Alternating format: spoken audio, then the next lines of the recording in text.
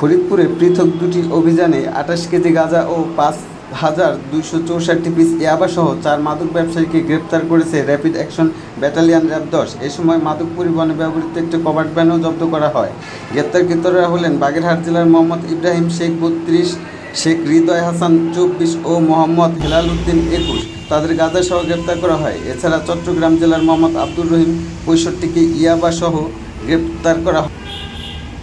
র্যাবের একটি আভিযানিক দল গোপন সংবাদের ভিত্তিতে জানতে পারে একজন মাদক ব্যবসায়ী ঢাকা হতে মাদারীপুরগামী একটি যাত্রীবাহী বাসে মাদক দ্রব্যের চালান নিয়ে ফরিদপুর জেলার ভাঙ্গা থানাধীন ভাঙ্গা মোড় হয়ে মাদারীপুরের দিকে যাচ্ছে। সেই সংবাদের ভিত্তিতে র্যাব-১০-এর ওই আভিযানিক দলটি জেলার ভাঙ্গা থানাধীন টোল প্লাজা এলাকায় অপর একটি অভিযান পরিচালনা করে।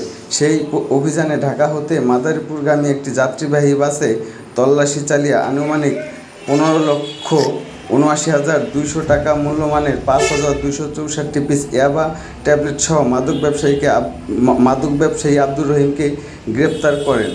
আনুমানিক ৭টা ৪০ মিনিটের দিকে র্যাব-১০-এর একটি আভিযানিক দল গোপন সংবাদের ভিত্তিতে জানতে পারে কতিপয় মাদক ব্যবসায়ী চট্টগ্রাম থেকে মালবাহী কভার্ড ভ্যানে করে পলিপ্রোপিলিনের প্লাস্টিকের কাঁচামাল আড়ালে মাদকদ্রব্যের চালান নিয়ে ফরিদপুরের দিকে আসার খবর পায়। এরপর গাড়িটি ফরিদপুর জেলার ভাঙ্গা থানাধীন ভাঙ্গা টোল প্লাজা এলাকায় পৌঁছালে র্যাবের আভিযানিক দলটি গাড়িটি থামিয়ে এতে থাকা ব্যক্তিদের জিজ্ঞাসাবাদের এক পর্যায়ে তারা কভার্ড ভ্যানে মাদকদ্রব্য গাঁজা থাকার কথা স্বীকার করে।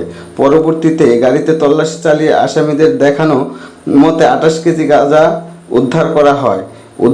গ্রেপ্তারকৃতরা হলেন বাগেরহাট জেলার মোহাম্মদ ইব্রাহিম শেখ ৩২, হৃদয় হাসান ২৪, হেলাল উদ্দিন ২১।